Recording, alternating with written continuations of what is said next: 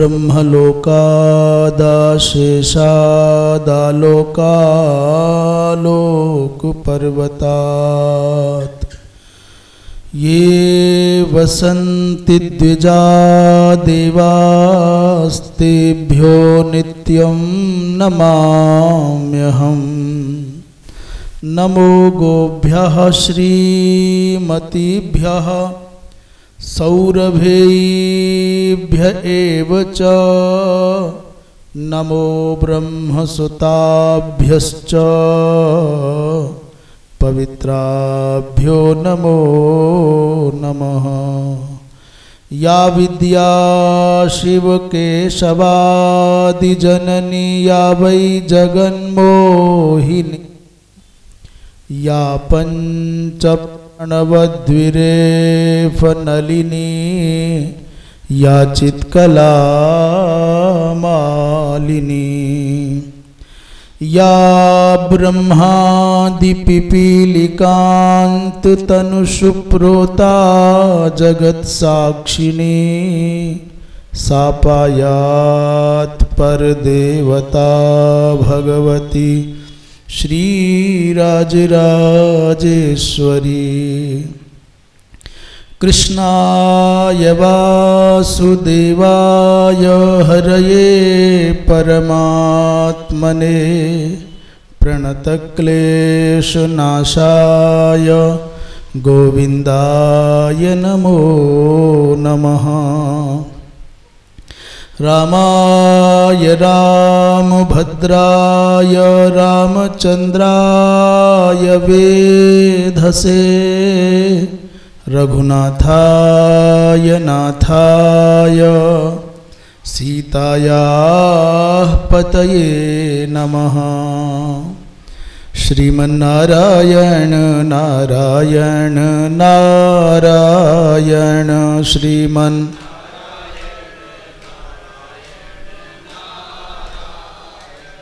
भजमन नारायण नारायण नारायण भजमन।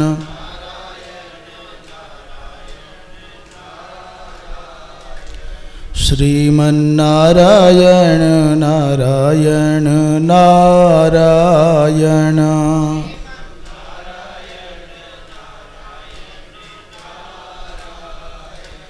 भजमन नारायण नारायण नारायण भजमन।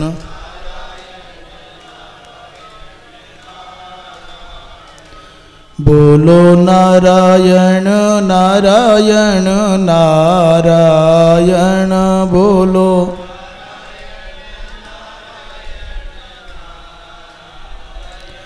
गाओ नारायण नारायण नारायण गाओ।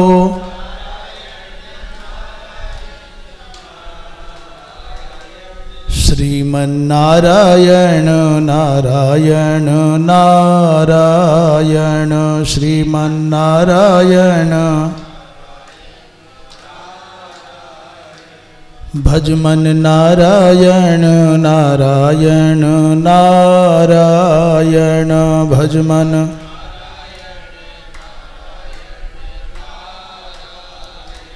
बोलिए वृंदावन बिहारी लाल की।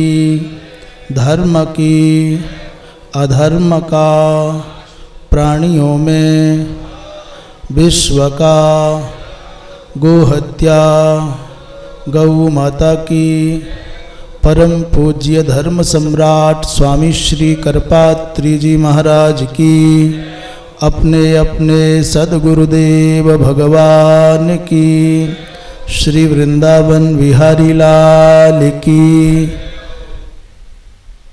परम श्रद्धेय पूज्य स्वामी जी महाराज,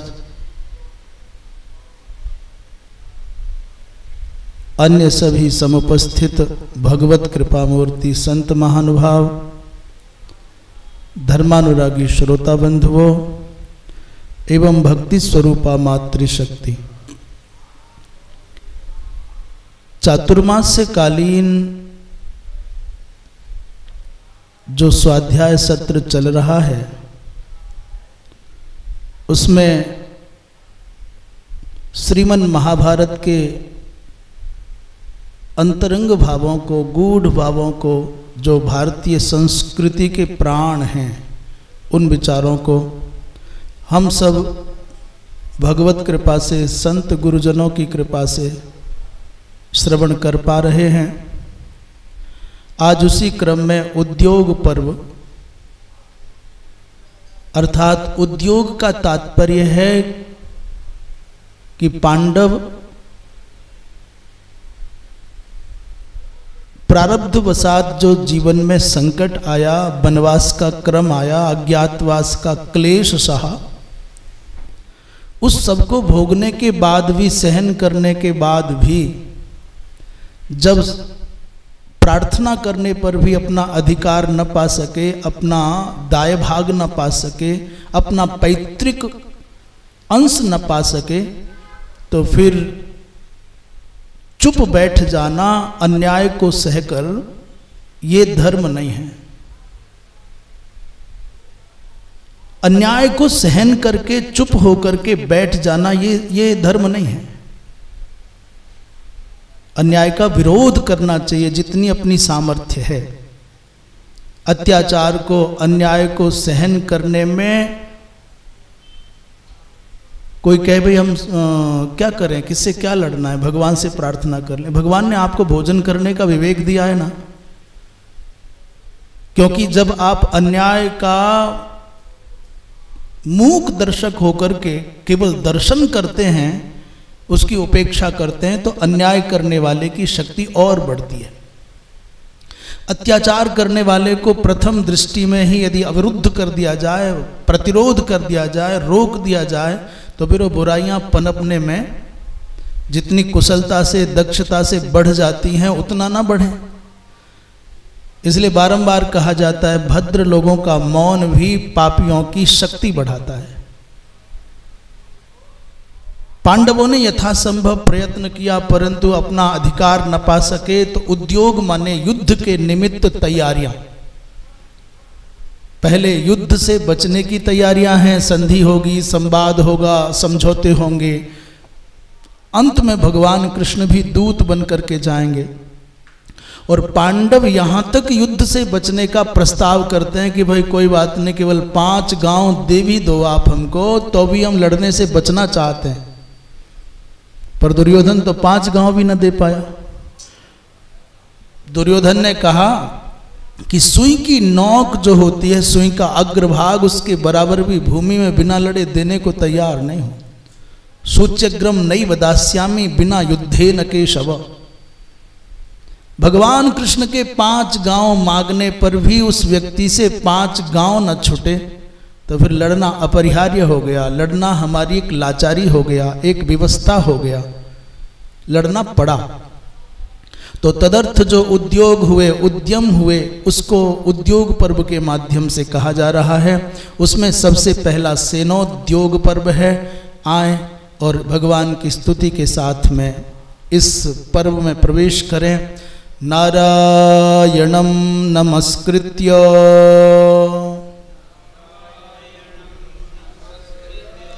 नरं चैव नरोत्तमं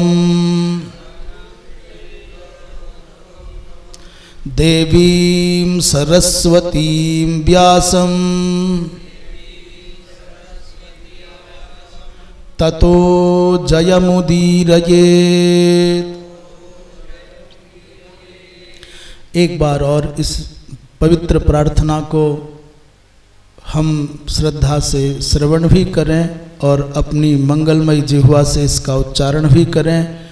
ये जो पवित्र आर्ष वाक है, ये पवित्र जो शब्दामृत है, हमारी वाणी को, हमारे कानों को, हमारे मन को, हमारे हृदय को पावन बनाती है। सब मिल करके बोले नारायणं नमस्कृत्य नरं चैव देवीं सरस्वतीं व्यासं ततो जयमुदीरयेत्। विराट सभा जहाँ अभिमन्यु का विवाह संपन्न हुआ, कल जो प्रसंग चल रहा था अर्जुन के सामने प्रस्ताव आया है, 16 वर्षीय उत्तरा का विवाह महाराज आपके साथ करना चाहते हैं। अर्जुन के जीवन की 2 घटनाएं ऐसी विलक्षण हैं जो उनको साधारण से असाधारण बना देती हैं, सामान्य से असामान्य बना देती हैं। और ये कथाएं सुननी मात्र नहीं चाहिए, इन पर मनन भी करना चाहिए और स्वयं को भी तोलना चाहिए, अपना भी आकलन करना चाहिए। पहली है स्वर्गलोक की वो घटना जहां एकांत में उर्वशी अर्जुन के पास चल करके आती। रात्रि का गहन अंधकार है, एकांत भी है, और उस समग्र स्वर्गलोक के लिए अर्जुन जैसा प्रतिष्ठा प्राप्त महापुरुष जो सर्वतंत्र स्वतंत्र रह करके इंद्र की अनुमति से चाहते तो उर्वशी के मनोरथ को पूर्ण कर सकते थे, पर उस महापुरुष की एकांतिक पवित्रता और सच्चरित्रता को यदि कसौटी पर कसना है तो देखना होगा कि सब कुछ सुलभ होने पर भी उन्होंने धर्म को प्रमुखता दी। यहां तक उनको शाप प्राप्त हुआ, तुमको नपुंसक होना पड़ेगा। पुरुष संसार में सब कुछ सह सकता है परंतु पौरुषहीन होकर के जीना स्वीकार नहीं कर सकता। अर्थात किसी पुरुष को कह दो ना रे तू नपुंसक है तो आग लग जाएगी इसको, परंतु अर्जुन इतने पवित्र हैं कि उनको नपुंसक होना स्वीकार है, महाराज धर्म का परित्याग करना स्वीकार नहीं है। आप समझते हैं महाभारत के युद्ध से पूर्व भगवान ने भगवत गीता अर्जुन को ही क्यों सुनाई? क्योंकि भगवत गीता के पवित्र अमृत को धारण करने की जो सामर्थ्य है, जो योग्यता है, वो केवल अर्जुन में है। वो सखा होने के कारण नहीं सुनाई, वो शिष्य होने के कारण भी नहीं सुनाई, और वो स्वजन संबंधी होने के कारण भी नहीं सुनाई, अपितु सत्पात्र होने के कारण अर्जुन को कथा सुनाई, गीता सुनाई। दूसरा प्रसंग, जब विराट चरणों में बैठे हैं, विराट को पता चला कि मेरे यहाँ बृहन्नला बन करके रहने वाले कोई सामान्य नहीं, वो सृष्टि के सर्वोत्तम धनुर्धर अर्जुन हैं, तो महाराज इतना अभिभूत हो गए विराट, कुछ और समझ में आया नहीं। सोचा कि मैं अपना जामाता बना लूंगा, दामाद बना लूंगा, अपना संबंधी मान्य बना लूंगा, तो ये जो मेरे द्वारा अनजाने में इन पांडवों के प्रति अपराध हुए हैं उन सब का परिमार्जन हो जाएगा। परंतु अर्जुन ने कहा कि मैंने उसको पुत्री की दृष्टि से देखा है, इसलिए मैं पुत्र वधू के रूप में स्वीकार करता हूं, पत्नी के रूप में नहीं।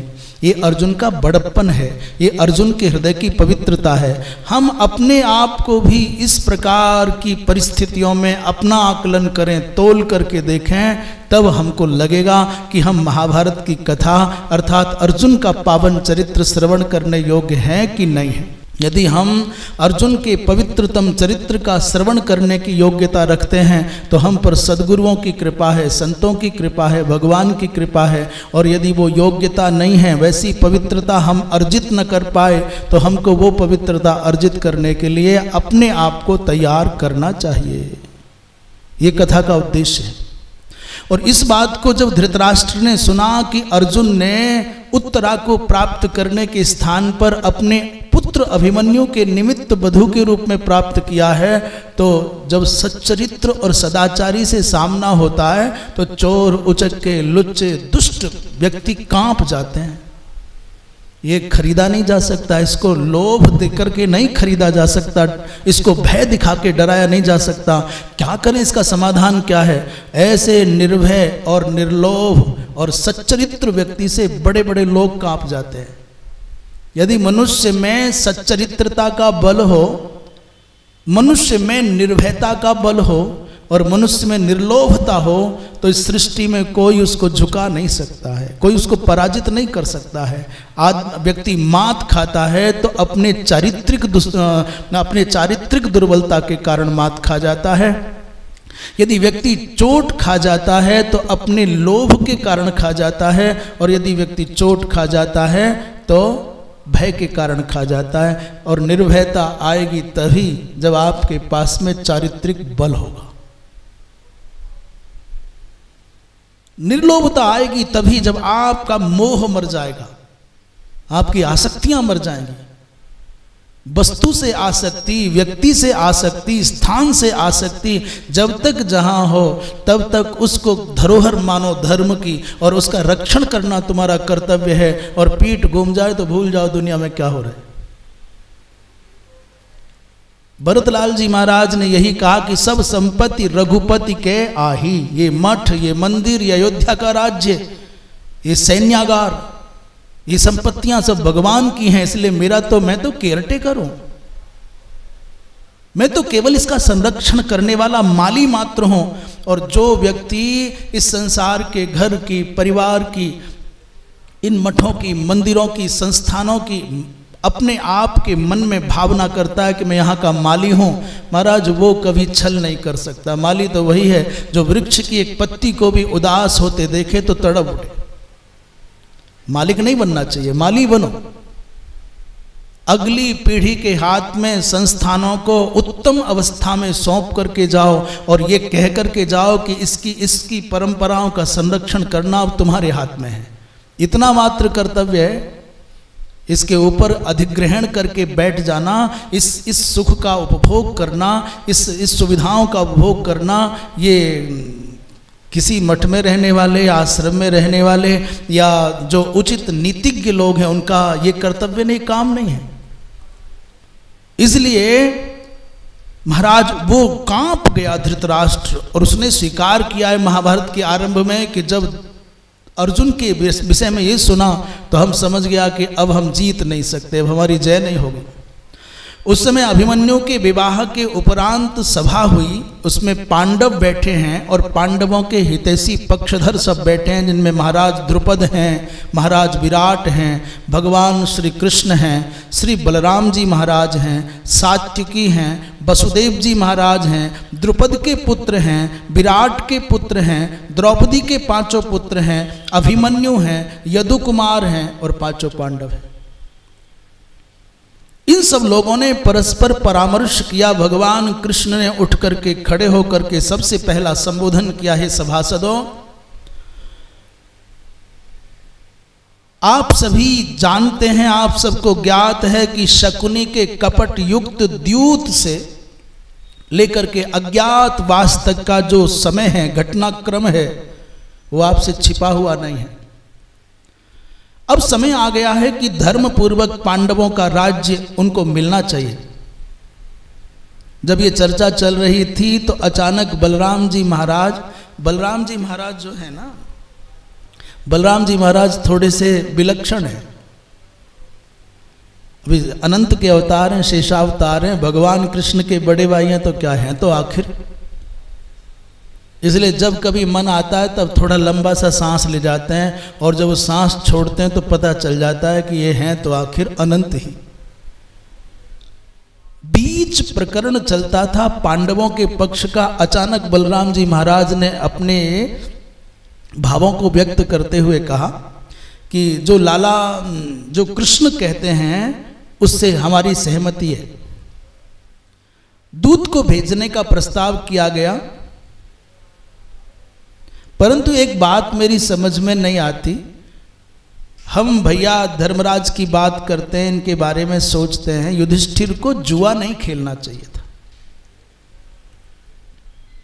शकुनी के प्रस्ताव करने पर धर्मराज को जुआ नहीं खेलना चाहिए था। मैं समझता हूं इसमें शकुनी का अथवा दुर्योधन का कोई अपराध नहीं है।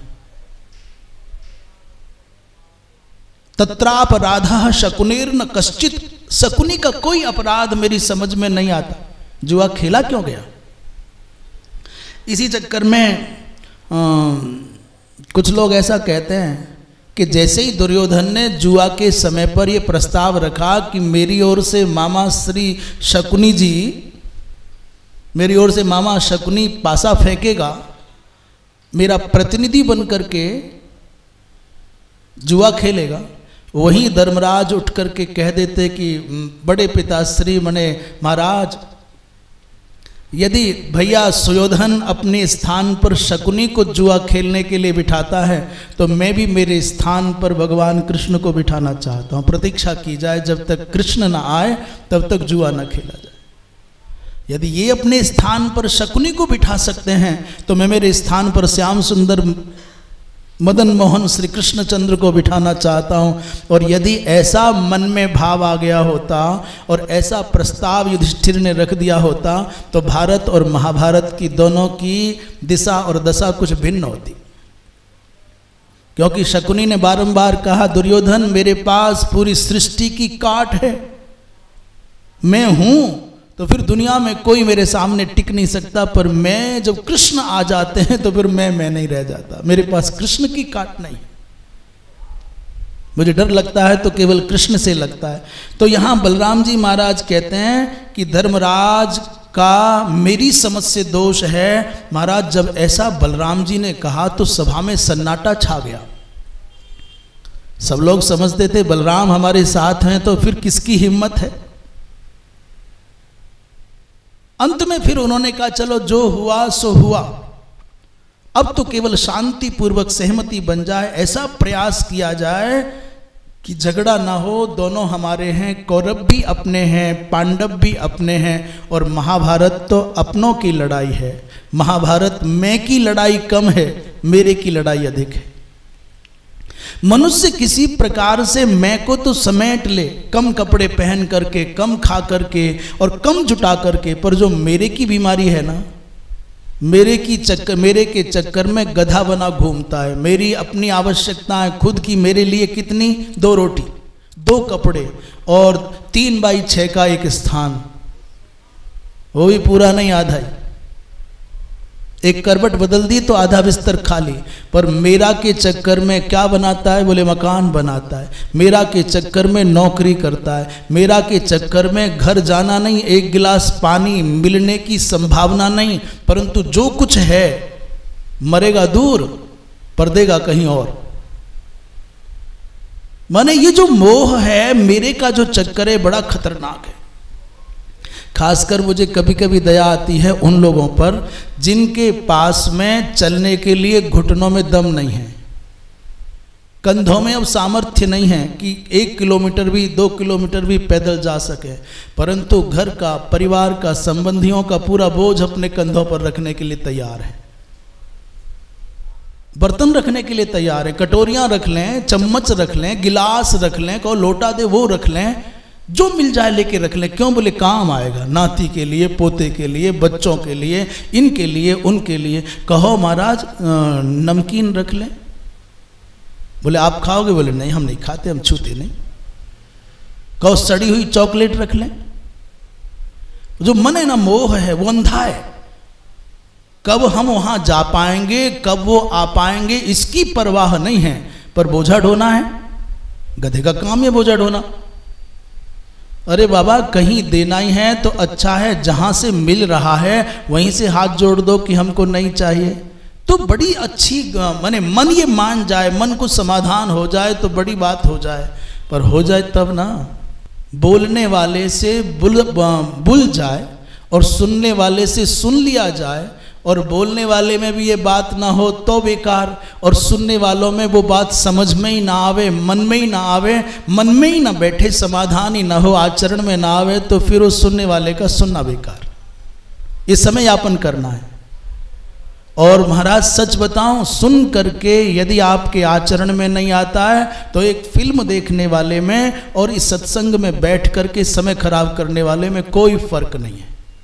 कम से भी कम फिल्म देखने वाला मनोरंजन तो करता है, उसका नाचना गाना तो हो जाता है, पर सत्संग में बैठ करके उन वचनों को जीवन में नहीं उतारा तो क्या लाभ है। वृंदावन बिहारी लाल की।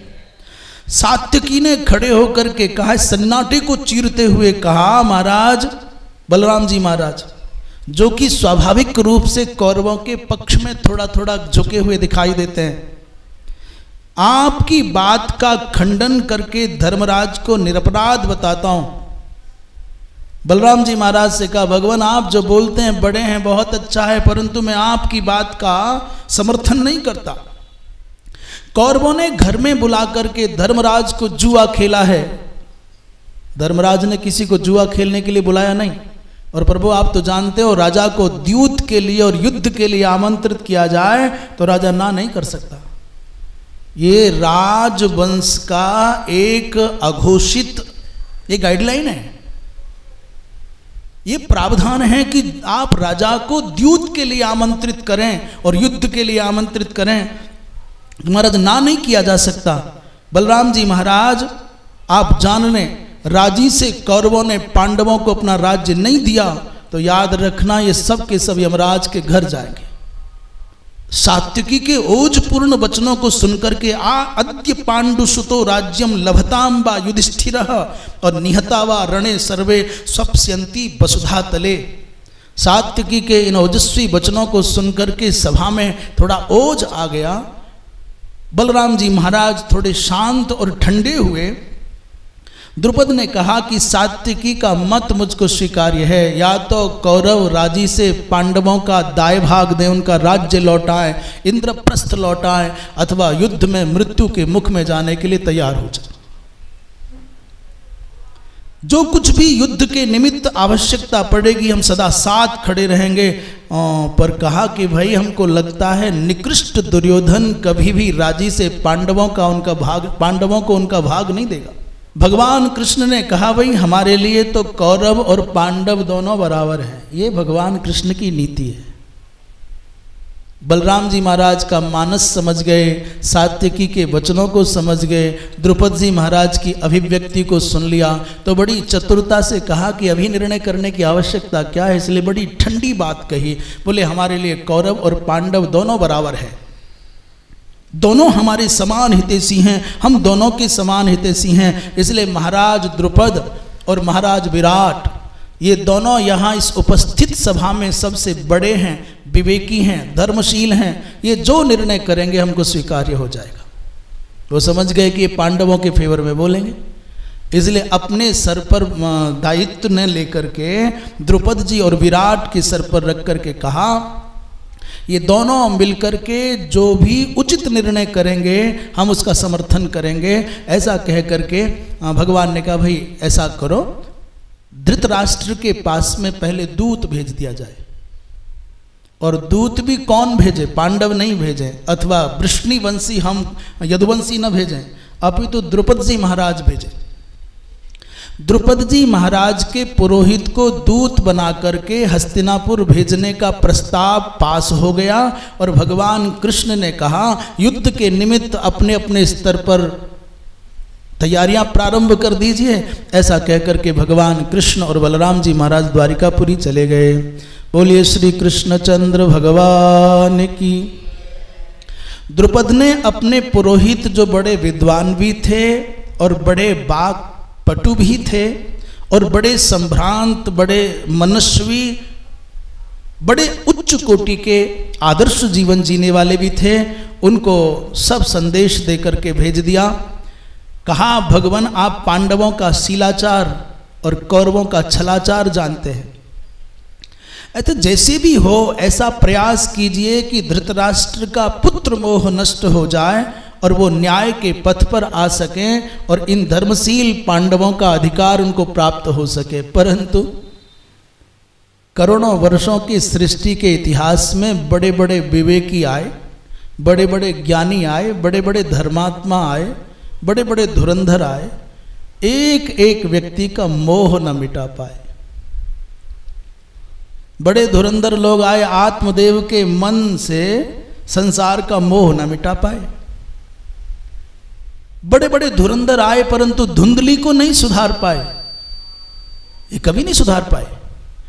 बड़े बड़े उपदेशक आए, महाराज अजामिल का मन न बदल पाए। एक सड़े हुए फल को, एक सड़े हुए आम को, एक सड़े हुए सेब को, एक सड़े हुए टमाटर को या आलू को 1000 नहीं 1,00,000 अच्छे ताजी टमाटर, आम, ये फल ठीक नहीं कर सकते। एक सड़े हुए फल को 1000 अच्छे फल ठीक कर देंगे क्या? बोले आज हम ठीक करेंगे।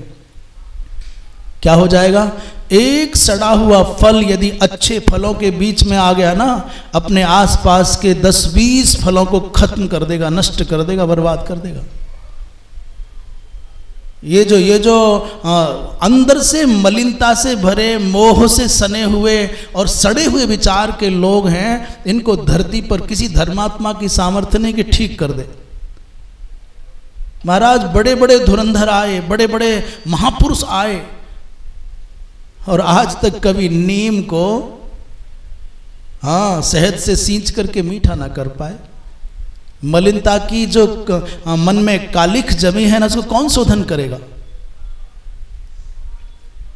वो तो कोई भगवान की कृपा हो जाए, अंदर से ही जग जाए ना कि मुझे ठीक होना है। किसी का कोई वाक्य चोट लग जाए और अंदर से ही जग जाए, नहीं अब बहुत कुछ हो गया, अब नहीं, अब लो नसानी, अब ना नसे हो, तो ही बात बनेगी। बाहर के प्रयासों से अंतर मन का शोधन नहीं होता। अंतर मन का शोधन तो चेतना के केंद्र के प्रयत्न से ही प्रारंभ होगा। किसी घोड़े को 1000 लोग पकड़ करके जबरदस्ती सरोवर के पास ले जा सकते हैं, परंतु 1000 नहीं 10,000 लोग भी उसको पानी नहीं पिला सकते। पानी तो तभी पिएगा जब उसको प्यास होगी। ऐसे ही किसी व्यक्ति को बलात् संतों के बीच में, सत्संग में, आश्रमों में मजबूरियां खींच करके ले आए, परंतु भाई जी परिवर्तन नहीं आवे। वो अपने केंद्र पर जी रहा है, वो अपने पूर्व जन्मों के संस्कारों के साथ खड़ा हुआ है, उसको सब पता है कि मुझे क्या करना है। हमारे पूज्य गुरुदेव, पूज्य श्री नरवर के प्राचार्य जी रहे, पूज्य श्री शिव प्रसाद वशिष्ठ जी, गुरुदेव कहा करते थे, जो आयो जा काम को वापे और न होए। जो जिस काम के लिए आया है उस वो ही होगा, दूसरा हो ही नहीं सकता। और अंदर से कोई चेतना के केंद्र पर पिपासा जग जाए, तृष्णा जग जाए, अर्थात उसको असंतुष्टि के भाव से पीड़ा हो जाए और व्यथित होकर के आत्मा को परिवर्तित, अपने आप को परिवर्तित कर ले, तो ये करोड़ों करोड़ों में किसी किसी की घटना है। नहीं तो ऐसा लगता नहीं कि बदलाव आ जाए। वृंदावन बिहारी लाल की। भगवान कृष्ण जैसे ही द्वारिकापुरी पहुंचे तो पीछे पीछे अवसर पाते ही, देखिए दुर्योधन कितना दक्ष है, कितना चतुर है। ऐसा इसलिए कहा जाता है कि सत्य जब तक उठ करके अंगड़ाई लेकर के बिस्तर पर बैठ पाता है, तब तक झूठ पूरी दुनिया का चक्कर लगा के आ जाता है। पांडव तो मात्र सोचते रहे, योजना बनाए, कहाँ जाना है, क्या करना है। अर्जुन द्वारिकापुरी जाए, भगवान कृष्ण से युद्ध के लिए सहायता मांगे, तब तक तो पहले से ही तैयार दुर्योधन द्वारिकापुरी भगवान कृष्ण के पास पहुंच गए। भगवान कृष्ण विश्राम की मुद्रा का अभिनय करके लेटे, सोने का नाटक करके लेटे, अहंकार का स्वरूप धारण किए दुर्योधन भगवान कृष्ण के सिरहाने पड़े हुए गद्दी पर बैठ गया। और अर्जुन पहुंचे तो भगवान कृष्ण के चरणों में बैठ गए। वो सिरहाने बैठा है आसन पर और अर्जुन भगवान कृष्ण के चरणों में बैठे हैं नीचे। सोते हुए भगवान कृष्ण के चरणों की ओर अर्जुन खड़े हुए, उच्छीर्षतश्च कृष्णस्य निःसादो बरासने, ऊंचे आसन पर, कृष्ण से भी ऊंचे आसन पर दुर्योधन बैठा है। और पश्चात चैवस कृष्णस्य प्रभो तिष्ठत कृतांजलि। भगवान कृष्ण अचानक उठे और अर्जुन को देख करके बड़े प्रसन्न हुए। अरे पार्थ, तुम इस समय यहां कैसे? बड़े प्रसन्न हो गए, तुम कब आए? अरे कुशल तो है ना, कैसे पधारे? जब ये चर्चा चलती थी, भगवान का मन आता था कि अर्जुन को अपनी भुजाओं में भर लें। आनंद से भरे हुए भगवान, जैसे ही भगवान को यद्यपि सब पता था, परंतु पीछे से दुर्योधन ने कहा, महाराज केशव हम भी आए हैं और अर्जुन से पहले आए। तो घूम करके भगवान जानते हुए भी अभिनय करते, अच्छा, अरे वाह।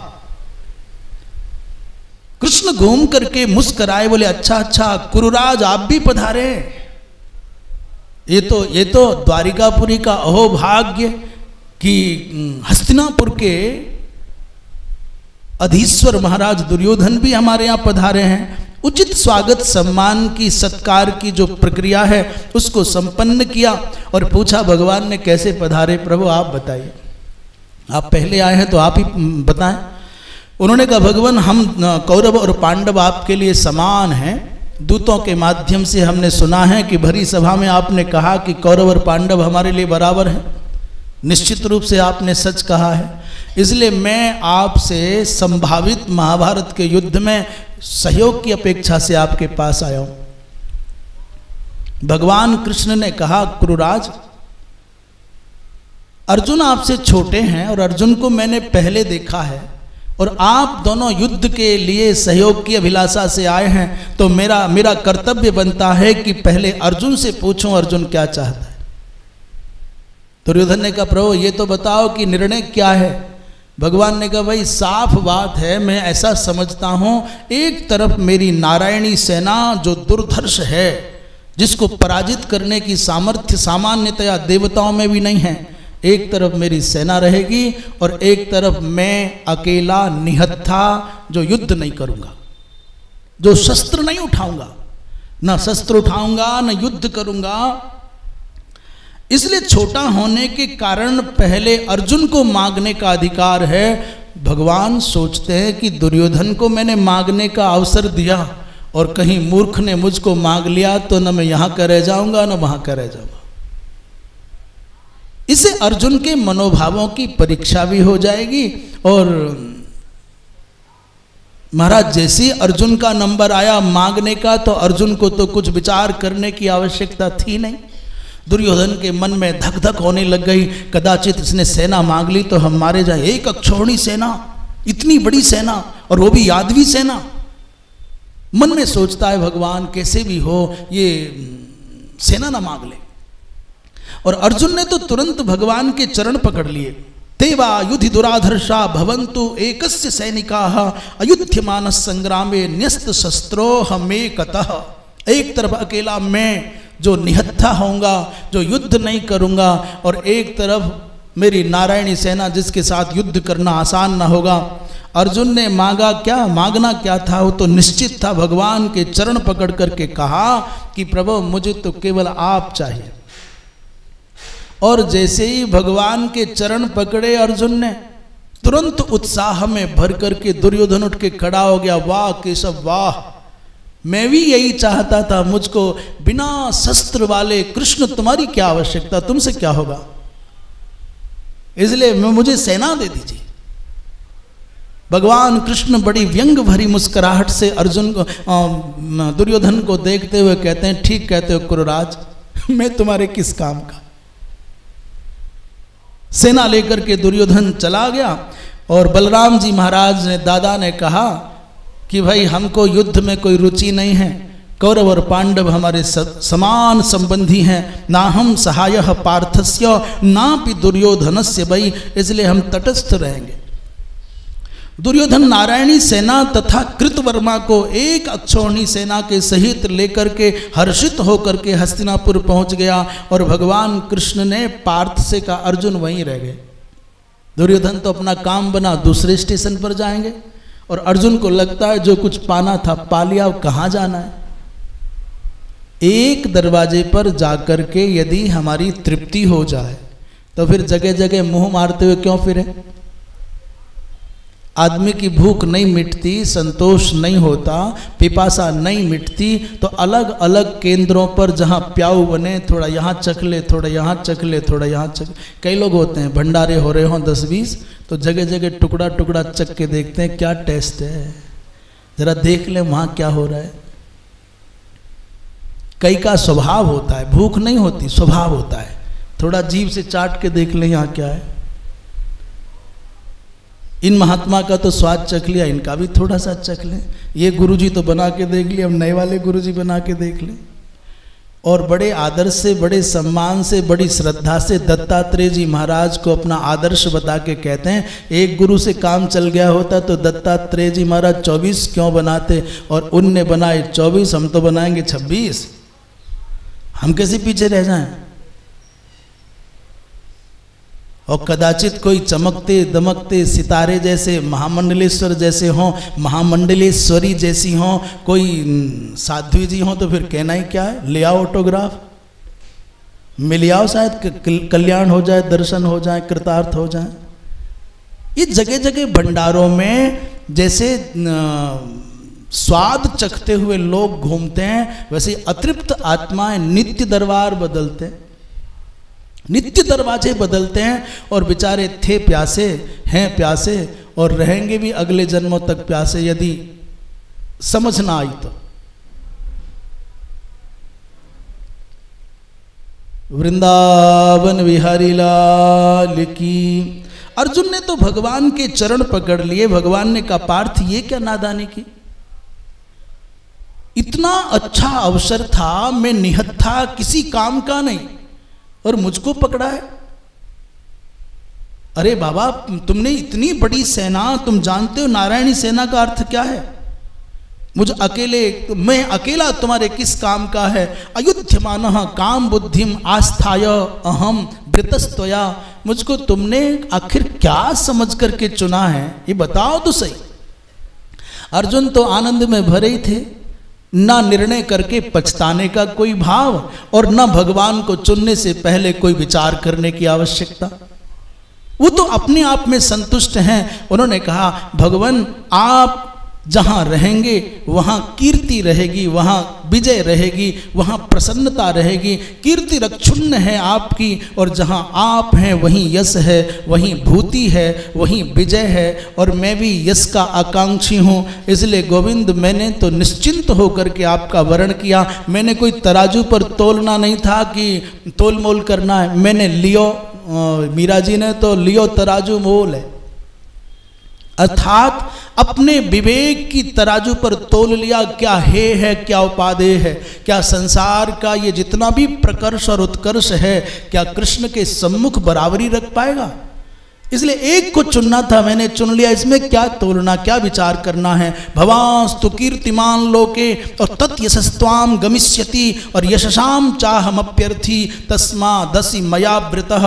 केशव मेरी चिर अभिलाषा प्रारंभ से थी, बाल्यकाल से। एक दिन ऐसा आए कि मैं रथ में बैठा हूँ और आप रथ चलाने वाले सारथी बन जाएं। बाल्यकाल से, चिरकाल से मेरी अभिलाषा थी, और आज आपके यहाँ रहने पर वो मेरा सपना पूर्ण होने जा रहा है। मेरे जीवन रथ की बागडोर गोविंद आपके हाथ में होगी तो जीवन आनंद से भर जाएगा। सारथ्यम, आप कहते हो ना हथियार नहीं चलाऊंगा, मैं युद्ध नहीं करूंगा, तो बिल्कुल नहीं करना गोविंद। पर एक काम कर सकते हो आप। अर्जुन ने जब ये कहा काम कर सकते हो, तो भगवान कृष्ण बोले क्या? बोले मेरे रथ के सारथी बन जाओ। मेरे जीवन रथ के आप सारथी हो गए। मेरे विचार की, मेरे विवेक की बागडोर आपके हाथ में हो गई, तो फिर मुझको संसार में कहाँ दुश्चिंता का सामना करना पड़ेगा। इसलिए गोविंद सारथ्यंतु तया कार्यम इति में मानसम सदा, और चिर रात्रे सितम कामम तत् भवान कर तुमर्हति। भगवान तो आनंद से भर गए। कृष्ण भगवान अर्जुन के इस स्वभाव पर, इस निर्णय पर, इस विचार पर, इस समर्पण, इस विश्वास पर महाराज लट्टू हो गए, और बिना समय गंवाए तुरंत अर्जुन के संग वहीं से धर्मराज के पास आ गए। और जब रथ में बैठे हैं तो रथ कोई और नहीं चला रहा है, भगवान कृष्ण रथ चला रहे हैं, अर्जुन बैठे हुए हैं। कृष्ण भी आनंद में और अर्जुन भी आनंद में, दोनों बड़े प्रेम से। उधर एक घटना और घट गई। दुर्योधन भागा था भगवान कृष्ण के यहाँ से, जल्दी चलो और भीड़ इकट्ठी करनी है और बहुत सामान जुटाना है ना। टोपा मिल जाए, लोटा मिल जाए, कमंडल मिल जाए, क्या क्या मिल जाए, और कमाना है, छाता ही मिल जाए। फिर बाद में मृत्यु के समय कोई दे न दे, हम ही छोड़ के जाए। ये बड़ी विचित्र वृत्ति होती है।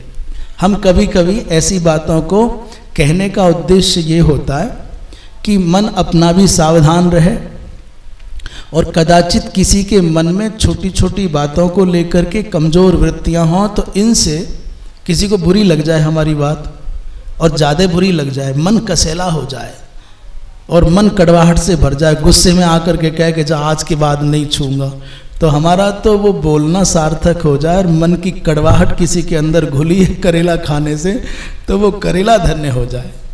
पर लगे तो सही, कहीं चोट तो लगे। बिना चोट खाए किसी से दुनिया छूट रही है। तुलसीदास जी महाराज को बात लगी तो दुनिया में आज बाप की तरह से पूजते हैं।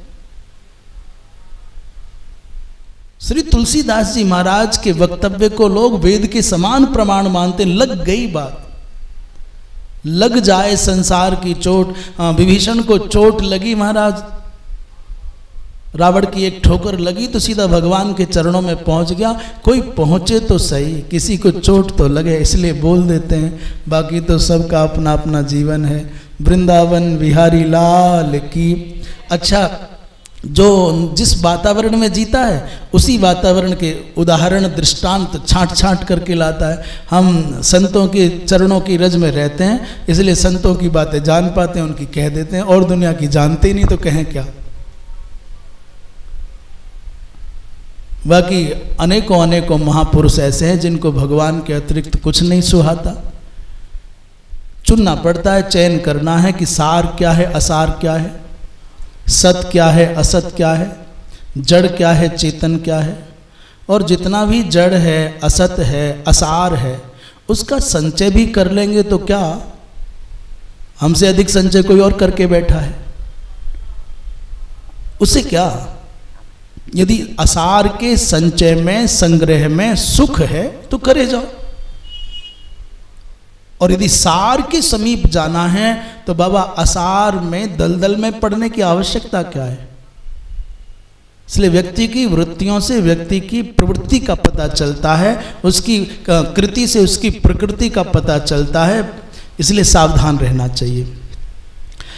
भगवान कृष्ण, दुर्योधन वहां से भागा और उसको पता चला कि शल्य देश के महाराज, शल्य देश के महाराज कौन, शल्य देश के कौन है, एक बड़ा नाम है। अच्छा, शल्य देश माने वो मद्र देश के राजा महाराज शल्य। शल्य यद्यपि हैं माद्री के सगे भाई, माने नकुल सहदेव के सगे मामा हैं शल्य। वो पांडवों के पक्ष में युद्ध करने के लिए आ रहे थे, एक अक्षौहिणी सेना लेकर के। दुर्योधन को पता चला कि चल दिए हैं तो इसके पास संसाधन तो प्रचुर मात्रा में थे। इसने उस मार्ग पर, जिस मार्ग से शल्य आते थे, प्याऊ लगवाई, वहाँ विश्राम के स्थान बनवाए, न बढ़िया बढ़िया टेंट बनवा देता, गद्दे बिछवा देता, खाने पीने के साधन जुटा देता, बढ़िया सेवा होती गई। हर स्थान पर, विश्राम स्थान पर साधन पूरे। और जब बिल्कुल समीप आने लगे तो अंतिम दिन दुर्योधन ने जाकर के दंडवत प्रणाम किया। और शल्य समझते थे, लोगों से कहलवा दिया था, महाराज आपके भांजे ने किया है, सब आपके भांजों की व्यवस्था है, वो समझते पांडव कर रहे हैं। और वो किया धरा सब दुर्योधन का। दुर्योधन ने एक दिन, अंतिम दिन चरण पकड़ करके कहा, मामा जी जैसे आपके लिए पांडव वैसा मैं, मेरे ऊपर कृपा करो, मेरे ऊपर आपके अतिरिक्त कोई मेरा नहीं है। और ये ऐसा अमोघ मंत्र है, आपके अतिरिक्त मेरा कोई नहीं है। किसी से कह दो तो वो अपने आप को भगवान मान लेता है। अरे भाई इसका मेरे अलावा कोई नहीं है, तो फिर वो पूरी ताकत से जुट जाता है। शल्य ने दे दिया वचन। शल्य ने कहा, एक बार मैं मेरे भांजों से मिलने अवश्य जाऊंगा, मैं मिल करके आता हूं। महाराज दुर्योधन को वचन दे दिया शल्य ने, सेवा से, समर्पण से प्रसन्न होकर के, जाओ मैं लड़ूंगा तुम्हारे पक्ष में। दुर्योधन ने एक अक्षौहिणी सेना पांडवों की काटी, अर्थात विरोधी पक्ष का एक व्यक्ति गिराने का मतलब एक व्यक्ति नहीं होता। मेरी ओर बढ़ा तो एक वहां का घटा और एक यहां बढ़ा, माने डबल लाभ हो गया। ये गजब की बात हुई। शल्य जब लौट करके पांडवों के पास आए और कहा कि भाई मेरे साथ ऐसा ऐसा हो गया, तो पांडवों ने कहा, मामा जी यद्यपि आप हमारे पिता के जैसे, संरक्षक के जैसे हैं, पर जो भी आपने निर्णय कर लिया, आप वचनबद्ध हो गए हो तो ठीक है, परंतु एक निवेदन है। धर्मराज ने चलते चलते भगवान कृष्ण के सम्मुख ये बात कही कि भगवान निश्चित रूप से जब अर्जुन के रथ का संचालन कृष्ण करेंगे तो कर्ण के साथ जब अर्जुन का युद्ध होगा, ये घटना घटेगी प्रभु। कौरव पक्ष में भगवान कृष्ण की टक्कर का कोई सारथी नहीं है। और तब दुर्योधन, कर्ण सब आपको मनाएंगे, आप कर्ण का रथ चलाएंगे, सारथी बनना पड़ेगा। तो गुस्से में भर करके शल्य ने कहा, क्या समझते हो तुम मुझको, मैं सूत पुत्र का रथ चलाऊंगा? धर्मराज ने कहा गुस्सा ना करें प्रभु, आपको चलाना पड़ेगा, ये परिस्थिति आएगी, आप मानोगे। तो फिर बोले केवल इतना करना कि जब कर्ण के रथ पर आप बैठ जाओ तो अर्जुन की प्रशंसा करना और कर्ण की निंदा करना, और उस समय ये होगा कर्ण की निंदा करोगे तो कर्ण का ओज और तेज क्षीण होगा और वो उसकी प्रतिभा, उसकी सामर्थ्य मंद होगी, तो अर्जुन के सामने लड़ने में वो जब हतोत्साहित होगा तो अर्जुन को जीतने में सुविधा हो जाएगी। कर्ण के सारथी जब बने तो कर्ण का उत्साह भंग करना। महाभारत का जब वो प्रकरण आता है तो जब जब कर्ण पूरे ओज में होता है तभी सारथी के रूप में बैठे शल्य कहते हैं जाने दे, तेने कभी शेरनी का दूध पिया है क्या लड़ेगा तू अर्जुन से। और जब वो गुस्से में आकर के कुछ बकता है कि तुम्हारे जैसे सारथी सब बहुत अच्छी लड़ाई होती है, तो कहते जा आज तक तू कभी अर्जुन से जीता है क्या, आज क्या जीतेगा, तू खुद भी मरेगा और मुझको भी मराएगा, हम दोनों मरेंगे। महाराज शल्य ने मामा ने इस बात का वचन दिया और चले गए। शल्य जाने से पहले धर्मराज से कहते हैं धर्मराज तुम धर्मशील हो, सब पांडव बहुत नैतिकतापूर्ण जीवन जीने वाले हैं, इसलिए घबराओ मत, तुम्हारे ऊपर जो आया ये संकट है अब समाप्त होने को है। देखो देवराज इंद्र को एक बार बड़ी विचित्र घटना घटी, जब देवराज इंद्र ने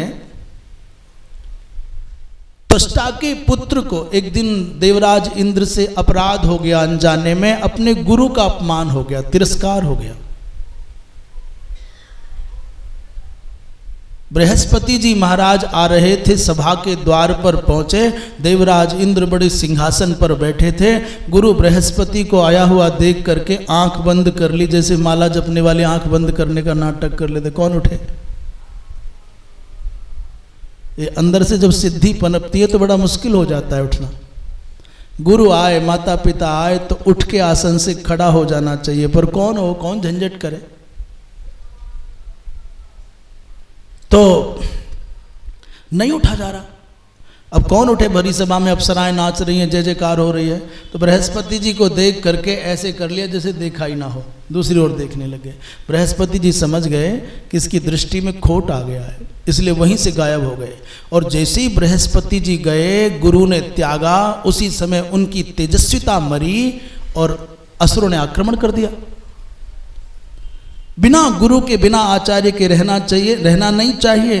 तो इन्होंने त्वष्टा के पुत्र को त्रिशिरा अथवा विश्वरूप को, 3 सिर थे उनके विश्वरूप के, एक से वेद अर्थात सोमपीठ थे, दूसरे से सुरा और तीसरे से अन्नाद थे, 3 मुख थे। महाराज उनको आचार्य बना लिया, उनसे नारायण कवच का उपदेश कर लिया, परंतु विश्वरूप जी महाराज में अपने मातुल पक्ष के प्रति आग्रह था। इनकी माता असुर कुल की थी। त्रिशरा को मारने का वज्र के द्वारा प्रयत्न किया, परंतु महाराज मार न सके, वो 3 सिर जीवित। अंत में जब मारा किसी प्रकार से, तो उनमें से एक सिर से कपिंजल नामक पक्षी निकले, दूसरे से गौरैया बाज, तीसरे से तितिर निकले और इनको ब्रह्म हत्या लग गई। ब्रह्म हत्या लगी तो इंद्र ने उसका निस्तारण करने के लिए क्या किया, एक ब्रह्म हत्या का 1/4 भाग पृथ्वी को दिया, जहाँ मिट्टी में अनुर्वरा अर्थात अन्न नहीं उगता, ऊसर बोलते हैं उसको, ऊसर बीज बये फल जथा, उसमें बीज डाल दो तो अंकुरित नहीं होता। दूसरा जल को दिया, जल के ऊपर फेन, बुदबुद और काई जो होता है, ये ब्रह्म हत्या का प्रतीक है। और तीसरा वृक्षों को दिया, वृक्षों में जो गोंद निकलता है, संस्कृत में इसको निर्यास कहते हैं। गोंद, लोग शक्ति अर्जित करने के लिए गोंद के लड्डू बहुत खाते हैं, मिठाई में गोंद डाल के खाते हैं ना। शास्त्र की दृष्टि से गोंद का भोज्य पदार्थों में प्रयोग करना वर्जित है, पर बहुत लोग उसको शक्तिवर्धक मान करके खाते हैं, पर वो वर्जित है, निषेध है। और तीसरा माताओं को 1/4 भाग दिया, अर्थात जो माताओं में रजोदर्शन का ये मासिक क्रम आता है, वो उसी ब्रह्म हत्या का प्रतीक है। इसकी दूसरी भावना समझ लें इसलिए उन 3 दिनों में, कम से भी कम 3 दिनों में माताओं को शुभ कर्मों से, पाकशाला से, इत्यादि व्यवहार से विरत होने का उपदेश शास्त्र कहते हैं। अब उसको आधुनिक शिक्षा से शिक्षित लोग माने या न माने, मानना चाहिए। पहले आपकी पारिवारिक परंपराओं में बड़ी बूढ़ी माताएं कहती थीं दूर रहना, और यदि कदाचित उदक्या अर्थात जो स्त्री धर्मिणी रजोधर्मिणी माता है उसका स्पर्श तो कौन कहे, उसकी छाया भी अचार पर पड़ जाती थी तो कहते अचार सड़ जाता था। अभी भी आज भी तुलसा जी सूख जाती है।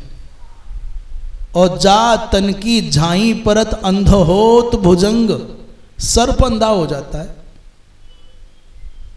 पर जिन जिन बातों को शास्त्र के अनुसार कर्तव्य कोटि में कहा गया है, आज कलयुग का मनुष्य उन बातों को स्वीकार करने में संकोच का अनुभव करता है।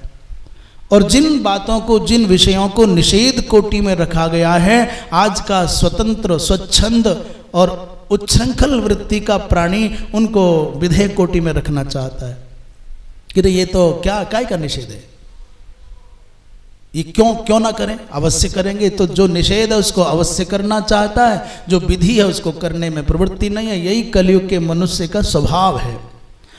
महाराज तो माताओं को वो चौथा, तो पृथ्वी का जितना सम्मान संसार में है, जितना जल का और वृक्षों का सम्मान है, इस सृष्टि में इंद्र को सुख देने में उतना ही सम्मान स्त्री जाति का भी होना चाहिए। तुष्टा ने अब सोचा कि मेरे पुत्र की मृत्यु का बदला लेना है, इसलिए उन्होंने एक यज्ञ किया और उस यज्ञ में आहुति देते समय भाव रखा कि इंद्र शत्रु विवर्धस्व, इंद्र के शत्रु की वृद्धि हो, अर्थात इंद्र को जो मारे ऐसा पुत्र हो जाए। इंद्रस्य यह सातयिता स विवर्धस्व भाव है, इंद्र को मारने वाला पुत्र हो। परंतु वहां उच्चारण में व्यतिक्रम हुआ, स्वर में विकृति आई तो समास बदल गया, और समास बदला तो मंत्र का भाव बदल गया, अर्थ बदल गया। क्या बोले? इंद्रम यह सातयिष्यति सह विवर्धस्व, इंद्र जिसको मार दे, इंद्र यम सातयिष्यति, इंद्र यस्य सातयिता, इंद्र जिसको मारे वो पुत्र हो जाए। तो वृत्रासुर का जन्म हुआ, और वृत्रासुर को बड़ी कठिनाई से, ये कथाएं भागवत आदि में बड़े विस्तार से हैं। महाराज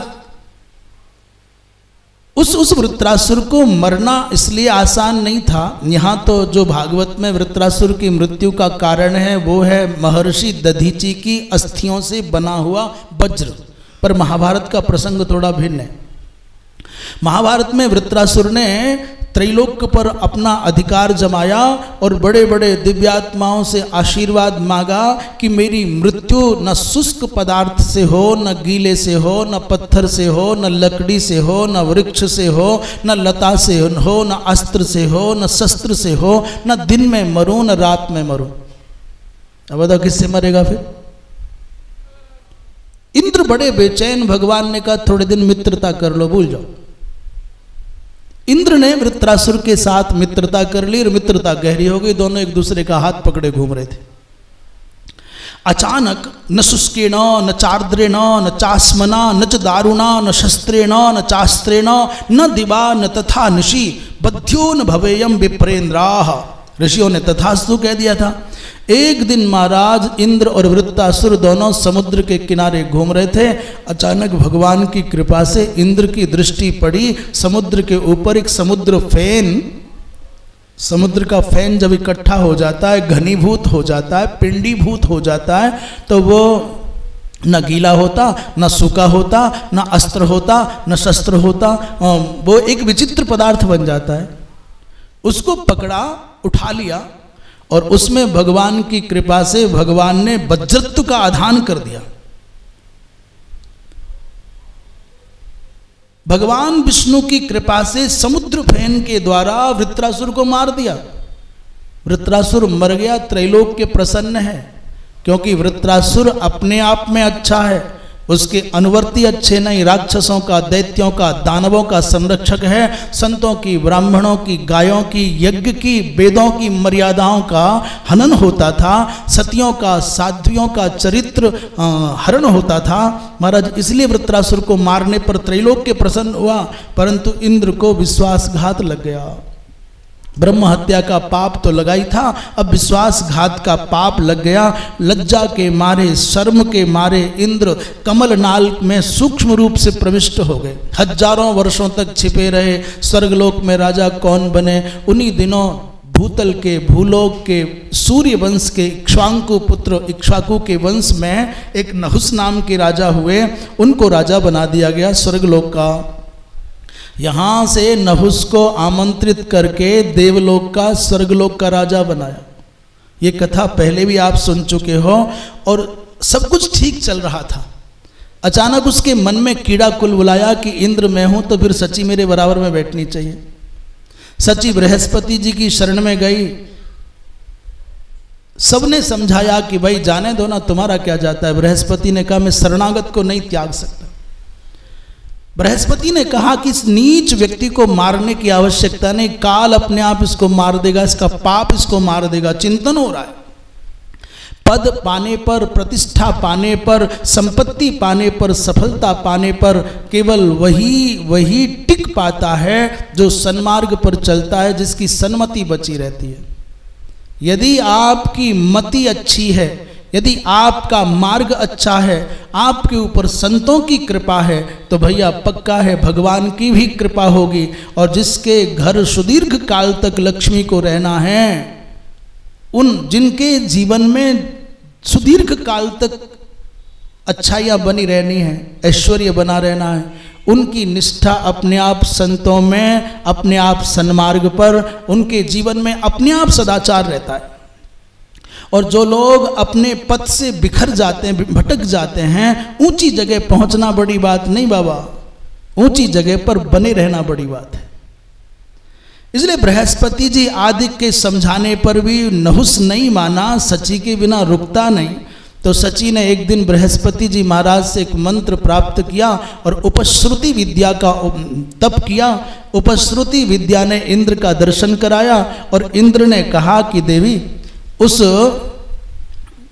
नहुस से कहो कि अब तक जितने भी लोग विवाह करने आए, कोई हाथी पर, कोई घोड़े पर, कोई रथ पर, कोई कहीं, आप तो ऐसी सवारी पर चढ़ कर के आओ जैसी सवारी पर आज तक कोई चढ़ा न हो।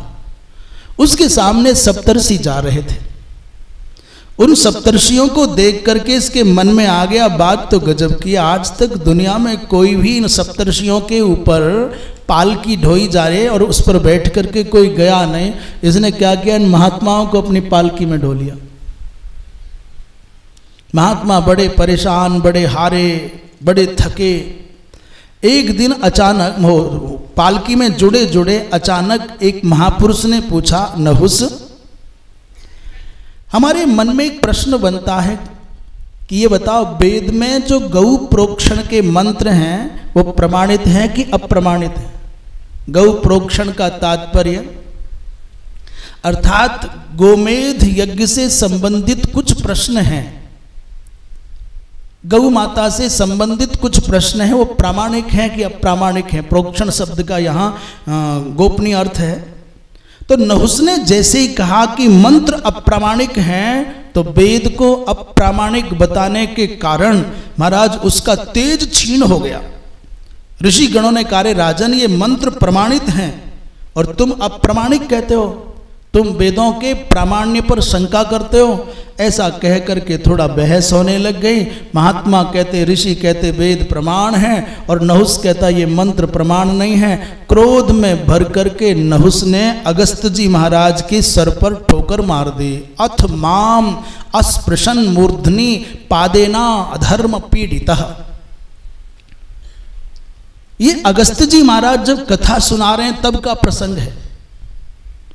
कहते मेरे ऊपर उसने प्रहार कर दिया।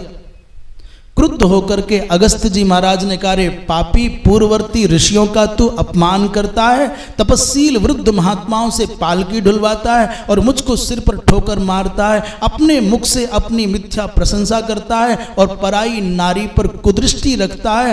ये पद के मद में चूर अंधा हो गया है, इसलिए जाओ, पूज्यों का अपमान करते हो तो 10,000 वर्षों तक सर्प बन करके भूतल पर रहना होगा। इतने बड़े दिव्यात्मा महात्मा को सर पर पैर मारा है। 10 वर्ष सहस्राणी सर्प रूप धरो महान। महाराज जैसे ही सर्प बनने चला, ऋषियों की शरण में आ गया, महाराज इस पाप का, साप का उद्धार बताओ। तो अगस्त्य जी ने साप का उद्धार भी बताया। जब पांडवों में मध्यम भीम को तू पकड़ेगा और तेरे प्रश्नों का उत्तर जब धर्मराज युधिष्ठिर देंगे तो तेरे साप का अंत हो जाएगा। इधर देवराज इंद्र फिर से शक्तिशाली होकर के जैसे स्वर्ग के आसन पर आसीन हुए। मामा शल्य कहते हैं, धर्मराज चिंता मत करो, ये संकट के बादल छट गए और आप अति शीघ्र त्रैलोक्य के शासक के समान देदीप्यमान होकर के आप समाज में सम्मान पाएंगे। इस महाभारत के युद्ध में बड़े बड़े योद्धाओं को मार करके तुम विजयी हो जाओगे। अंत में कर्ण को हतोत्साहित करने का वचन देकर के शल्य विदा हो गए। वृंदावन बिहारी लाल की। अब वैशंपायन जी महाराज कहते हैं, हे राजन जन्मेजय, पांडवों के पक्ष में 7 अक्षौहिणी सेना हो गई और कौरवों के पक्ष में 11 अक्षौहिणी सेना हो गई। मैं आपको बताऊं, आज से 5,500 साल पुरानी बात है। ये घटना कितनी पुरानी है? 5,500 साल पुरानी। उस समय भी धर्मात्माओं का संग देने वाले कम होते थे और दुष्टों का, दुरात्माओं का संग देने वाले बहुत होते थे। मालूम है कि भगवान कृष्ण हैं और वो अर्जुन है जिस अर्जुन के साथ संघर्ष करके शंकर जी संतुष्ट हो गए। ये वो अर्जुन है जो देवताओं के संग में आसन पर बराबर बैठता है। ये वो अर्जुन है जिसके पास में दुनिया के सबसे दिव्यतम अस्त्र शस्त्र हैं। और कृष्ण, अर्जुन और सात्विकी के रहने पर भी, भीम के रहने पर भी लोगों को अपनी विजय की अभिलाषा है। अच्छा, सूत्र भी ऐसे गठित हुए, क्यों ना भ्रम हो जाए कि हम जीत जाएंगे। एक तो बलराम जी महाराज तटस्थ हो गए तो ठंडी सी सांस ली दुर्योधन ने कि चलो एक तो कटा, और ऊपर से मामा शल्य हमारे फेवर में आ गए, ये भी एक बड़ी बात हो गई। तीसरे भीष्म के सामने, द्रोण के सामने, कर्ण के सामने कौन टिकेगा? कौन है धरती पर जो कर्ण के तीरों का सामना कर सकता है? कौन है भीष्म के सामने खड़ा हो सकता है? इसलिए दुर्योधन के अंदर भी भय तो था, पर विजय का पूरा विश्वास भी रहता था कि चाहे जो हो जाए भीष्म का सामना कोई नहीं कर सकता। पर उस मूर्ख को ये पता नहीं था, परिस्थितियां कैसी भी भिन्न हो, धर्मात्मा कभी भी अधर्म के साथ खड़ा भी होगा ना मजबूरी में, तो मन से खड़ा नहीं हो सकता है। दुर्योधन के पक्ष में द्रोणाचार्य हैं पर मजबूरी में, मन से नहीं है। अश्वत्थामा हैं परंतु मजबूरी में, मन से नहीं है। वो जानते पापी है। कृपाचार्य हैं, भीष्म हैं, महाराज हैं, परंतु मन से नहीं है। हाँ, मन से एक है कर्ण, परंतु उसकी भी दशा कृष्ण ने किसी मन बेचारे को न 3 में रहने दिया न 13 में। कर्ण को यह ज्ञात न होता कि पांडव मेरे भाई हैं, मैं कुंती का पुत्र हूं, तो संभव लगता है कि कर्ण की मारक क्षमता कुछ और होती। पर कुंती से मिलने के बाद और भगवान कृष्ण से संवाद होने के बाद कर्ण बहुत रोया। मैं ना तो मैं दुर्योधन को छोड़ सकता हूं और न पांडवों को मार सकता हूं। न जाने क्यों धर्मराज युधिष्ठिर का चेहरा दिखता था तो कर्ण क्यों इतना भावुक हो जाता, पता नहीं था। और धर्मराज युधिष्ठिर ने कहा, जब पता चला कि कर्ण हमारा भाई था, अंत में कहेंगे कि माँ मैं नहीं जानता था कि क्यों न जाने कर्ण के चरणों को देख करके तुम्हारे चरणों की याद आती थी और मेरा हृदय कांप जाता था। उनको देखने पर लगता था ये हमारे अपने कोई सगे हैं, पर ये शत्रु पक्ष में क्यों हैं। इसलिए धर्मराज युधिष्ठिर ने शाप दिया था, माँ आज के बाद मैं कहता हूं माताओं के हृदय में कोई बात क्या नहीं होगी। और जिस पुरुष के पेट में बात नहीं पचे, समझ लेना भले ही इस जन्म में ये बिना दाढ़ी और दाढ़ी मूंछ वाला हो, पर पिछले जन्म में तो वही था। जिसके अंदर कई लोग होते हैं ना, ब्रॉडकास्टर होते हैं, एक आदमी को बता दो पूरे मोहल्ले में गूंज जाएगा। और कुछ कुछ मैयाँ ऐसी होती हैं जिनके अंदर की बात निकल करके बाहर नहीं आती, तो समझ लेना पिछले जन्म में पुरुष थे, उसका प्रभाव रह गया। बहुत सारे पुरुष भी ऐसे होते हैं, तो उन्हें बस बता दीजिए, फिर जीव की खुजली और कानों की खुजली काम करना शुरू कर देती है, और कोई सुनना चाहे ना सुनना चाहे, पर उन्हें सुनाना है।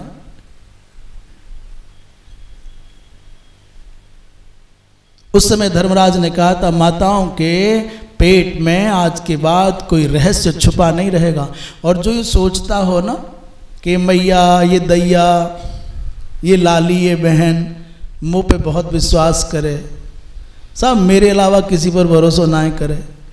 जैसे कोई भरोसा कर लेते हैं, बहुत दृढ़ विश्वास कर लेते हैं, तमाम दुनिया भर की बातें तुमको सुना जाएं, तो जो दूसरों की बात तुम्हें सुनावे ना, समझ लेना तुम्हारी कथा किसी और को रस लेकर के सुनावे।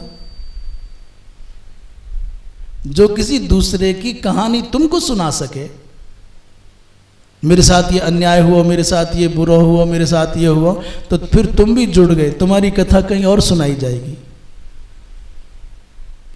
वृंदावन बिहारी लाल की।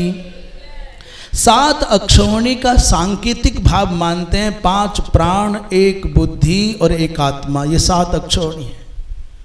और 11 अक्षौहिणी का मानते हैं 5 ज्ञानेंद्रियां, 5 कर्मेंद्रियां और 1 मन, ये 11 अक्षौहिणी है। अंत में 7 अक्षौहिणी का अर्थ सात्यकी 1 अक्षौहिणी, धृष्टकेतु 2 अक्षौहिणी, जयतसेन 1 अक्षौहिणी और विराट 1 अक्षौहिणी और द्रुपद 2 अक्षौहिणी, कुल मिलाकर के 7 अक्षौहिणी सेना। और कौरवों के पक्ष में भगदत्त, भूरिश्रवा, शल्य, कृतवर्मा, जयद्रथ, सुदक्षिण, बिंद, अनुबिंद, नील, कैके नरेश और 3 अक्षौहिणी छुटपुट छोटे मोटे राजाओं अपनी अपनी सेना लेकर के आ गए थे। 11 अक्षौहिणी सेना। वृंदावन बिहारी लाल की। महाराज दूत संदेश लेकर के जब हस्तिनापुर पहुंचे, वैशंपायन जी महाराज कहते हैं, परीक्षित नंदन, कुरुओं की सभा लगी थी और उस सभा में द्रुपद के पुरोहित ने जाकर के सबको यथोचित जो जो जिसके लिए शिष्टाचार निवेदित किया जा सकता था किया। पांडवों का कुशल समाचार सुनाया और यहाँ का कुशल समाचार लेकर के न्यायोचित पक्ष रखा और कहा कि जैसे पैतृक संपत्ति पर धृतराष्ट्र के पुत्रों का अधिकार है, हे सभासदों, हे महाराज भीष्म, हे विदुर जी महाराज, हे धृतराष्ट्र, हे राजन, वैसे ही समान रूप से पांडु के पुत्रों का भी इस राज्य पर अधिकार बनता है। जो हुआ पीछे जाने दीजिए, क्या चर्चा करना है, पिष्ट पेषण करना है कि जुआ क्यों हुआ, वनवास क्यों हुआ, द्रौपदी का अपमान क्यों हुआ, वो सब भूल जाइए। अब अपने वंश की रक्षा के लिए, सौहार्द की रक्षा के लिए, विश्व के कल्याण के लिए, अपनी कीर्ति बचाने के लिए, सत्य धर्म संत विप्रनिष्ठ पांडवों का भाग देने में ही सबकी भलाई है। पूरे विश्व प्रपंच को युद्ध की आग से बचाना है भगवान, तो संख्या बल पर मत जाइए, सैन्य बल पर मत जाइए। ये मत सोचना कि पांडवों के पास केवल 7 अक्षौहिणी है और कौरवों के पास 11 अक्षौहिणी है। मैं आपको बता दूं कि 1 करोड़ स्यारों के बीच में भी स्यारों की संख्या पर कोई नहीं जाएगा, एक सिंह उन पर भारी पड़ेगा। इसका महत्व नहीं है। धधकती दावाग्नि के आगे वृक्ष कितने हैं। बोलिए वृंदावन बिहारी लाल की। हर हर। तो महाराज ये मत सोचना कि जलती हुई धधकती दावाग्नि के सामने कितने बड़े, कितने हरेर, कितने घने वृक्ष हैं। कृष्ण और अर्जुन के सामने संख्याबल तुच्छ है। अर्जुन और कृष्ण की अनुकूलता पाकर सृष्टि सुरक्षित भी रह सकती है और इनके प्रतिकूल जाने पर एक भी बचेगा नहीं। भीष्म ने पुरोहित का, दूत का समर्थन किया, परंतु कर्ण ने विरोध कर दिया। भीष्म ने कहा जो ये कहते हैं वो धर्म सम्मत है, न्यायोचित है, युक्ति युक्त है, मैं इसका समर्थन करता हूं। बिल्कुल पांडवों को पांडवों का भाग मिलना चाहिए। जैसे भीष्म पितामह ने ऐसा कहा कि अर्जुन का सामना इंद्र भी नहीं कर सकते, तो भीष्म की बात काट करके कर्ण ने क्रोध में भर करके कहा कि एक बात को बाबा 1000 बार कहो, क्या मतलब इसका? जब देखो तब कर्ण कर्ण, जब देखो तब अर्जुन अर्जुन अर्जुन, दिन देखते नहीं, रात देखते नहीं, क्या है अर्जुन में? कौन है अर्जुन? क्या बाकी सब योद्धा जो बैठे हैं वो केवल घास छोलने के लिए बैठे हैं क्या?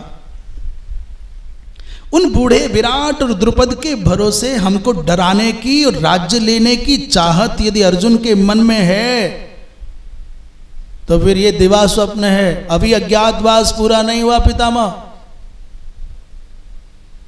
अभी 13 वर्ष पूरे नहीं हुए, इसलिए जाएं पांडव, पहले हमारा संदेश है, पहले जाएं, 12 वर्ष का वनवास भोगें, 1 वर्ष का अज्ञातवास करके फिर हमारे पास आएं, महाराज दुर्योधन के चरणों में सर रख करके याचना करें, तब सोचा जाएगा कि पांडवों को कुछ देना है कि नहीं देना है। क्या अर्जुन अर्जुन कर रखा है? क्रोध में भर करके भीष्म ने कहा कर्ण ने पराजित किया, तुम्हारे कपड़े उतार करके अर्जुन ले गया है। कहो तुमको याद है ना? बहुसह जीयमानस्य कर्म दृष्टं तदैवते तदैवते। बहुसह माने अनेक बार, जीयमान माने जीवन की आशा में प्राण बचा करके भागते तुमको देखा गया है, और निर्लज्ज तुमको शर्म नहीं आती? बता, एक बार भी किसी युद्ध के क्षेत्र से अर्जुन पीठ दिखा करके भागा हो? ये उपदेश ऐसा है जैसे कोई 24 घंटे धूम्रपान करने वाला और कहे कि भाई धूम्रपान नहीं करना चाहिए। मोह में आकंठ डूबा हुआ व्यक्ति प्रवचन करे, नहीं भाई मोह नहीं करना चाहिए। खूब जी भर के माया में आकंठ संलिप्त कोई उपदेशक है, देखो सुनो ये माया मिथ्या है, ईंट पत्थर में अपना मन मत लगाना, ये संचय नहीं करना चाहिए, त्याग दो माया को, मोह माया को त्याग दो, इस संसार की संपत्ति में मन मत लगाओ, त्याग दो। तो बड़ी श्रद्धा से लोगों ने पूछा कहाँ त्यागें गुरु, कहाँ जाए त्यागने? बोले हमारे चरणों में त्याग दो, समुद्र है सब समा जाएगा, यहाँ सब पच जाएगा ना, संसारी प्राणी को क्या आवश्यकता है। लोगों को उपदेश दिया कि रे भाई सोना त्यागो, चांदी त्यागो, घर मकान त्यागो, जमीन जायदाद त्यागो, रुपया पैसा त्यागो। भोले लोगों ने धर्म का इतना सम्मान है भारतीयों के हृदय में, महाराज कहाँ त्यागे? बोले हमारे यहाँ। ये धर्मराज को संदेश दे रहा है कि युद्ध का मार्ग अच्छा नहीं, हिंसा का मार्ग अच्छा नहीं है। जब संजय पहुंचे हैं उपप्लव नगर में पांडवों के पास, सबसे पहला प्रश्न धर्मराज ने किया है, भैया सब कुशल तो है ना? क्या मेरे द्वारा ब्राह्मणों को दी गई जो कर मुक्त भूमि थी, संपत्ति थी, वो ब्राह्मणों के पास में है ना? अर्थात राजाओं के यहाँ से ब्राह्मणों को कोई वृत्ति दी जाती थी, भूमि आदि, जिस पर टैक्स जमा करना नहीं पड़ता था।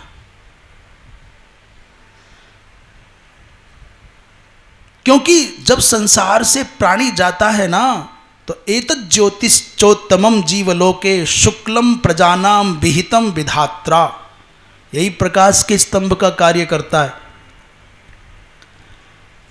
धर्मराज कहते हैं संजय जी, मैं अच्छाई के सब उपाय करके हार गया, मैंने अनेकों अनेकों अवसरों पर अपने आप को रोका, भाइयों को रोका, मैं झुका, मैंने अपनी आंखों से अत्याचार होते भी देखा, अन्याय होते भी देखा, अनीति भी होते देखी।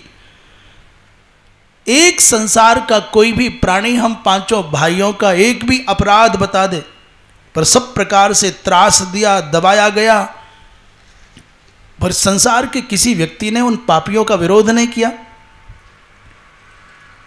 इसलिए अंत में या तो राजी से हमारा राज्य मिले या फिर युद्ध हमारे लिए मजबूरी बन जाएगा। संजय ने भरी सभा में धृतराष्ट्र का शांति संदेश सुनाया है।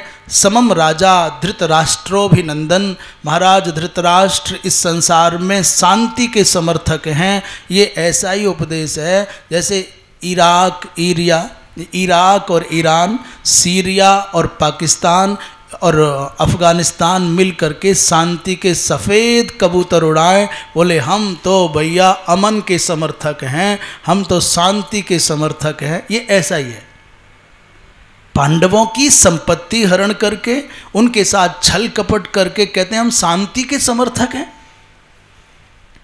आतंकवादी इकट्ठे होकर के कहें अब आज के बाद साहब हम तो जब से जी रहे हैं तब से धर्म के हैं और मजहब के हैं और जिहाद हमारा ऐसा है, हम तो शांति के समर्थक हैं, ये ऐसा ही धृतराष्ट्र का उद्घोष है। युद्ध जैसा भयंकर हिंसक पाप मूलक कर्म किसी के हित में नहीं है, इसलिए धीर सुविज्ञ कुंती पुत्र जैसे भी हो शांति का प्रयास करें। युधिष्ठिर ने कहा युद्ध हम भी नहीं चाहते और बड़े पिताजी भी युद्ध नहीं चाहते, पर युद्ध मजबूरी क्यों बनता जाता है। सुखी श्रीनक कर्म कुर्वन्ति पार्थाः धर्मादहीनम यच्च लोकस्य पथ्यम। हम भी नहीं चाहते कि युद्ध हो, सुख से जीना हम भी चाहते हैं। हे संजय, आप निष्पक्ष होकर विचार करें। धृतराष्ट्र जी महाराज के विचार में और उनके व्यवहार में जमीन आसमान का अंतर है। स्वयं राजा विस्मस्था परेशु, राजा विस्मस्त हैं, पक्षपाती हैं। धृतराष्ट्र जी ये ना समझें कि हमको कुछ पता नहीं, हम बुद्धू हैं, हम सब जानते हैं, मर्यादावश कुछ बोलते नहीं है, इसका मतलब हमको ज्ञान नहीं है। अपने आप लगाई गई आग में जब जल रहे हैं तो उनको शांति के उपदेश समझ में आते हैं। हम संसार में कितने पीड़ित हुए, अपमानित हुए, तिरस्कृत हुए, वनवास के दुख सहे, पर उस समय विदुर, भीष्म, द्रोण, कृप और संजय आपकी भी अवज्ञा करके क्रूर, अनर्थी, अधर्मी, पापी एक दुर्योधन के समर्थक मौज उड़ाते हैं। कभी कभी एक बार भी किसी नीतिज्ञ महापुरुष की आज्ञा का पालन दुर्योधन ने किया है क्या? इसलिए अच्छा इसी बात में कि हम कुछ नहीं चाहते, हमारा इंद्रप्रस्थ लौटा दे। संजय ने फिर कुछ कहा, महाराज अपना क्रोध शांत कर लीजिए, कुल की रक्षा के लिए आपको क्रोध नहीं करना चाहिए। धर्मराज कहते हैं संजय, सामान्यतया धर्म और अधर्म को समझना बड़ा कठिन है।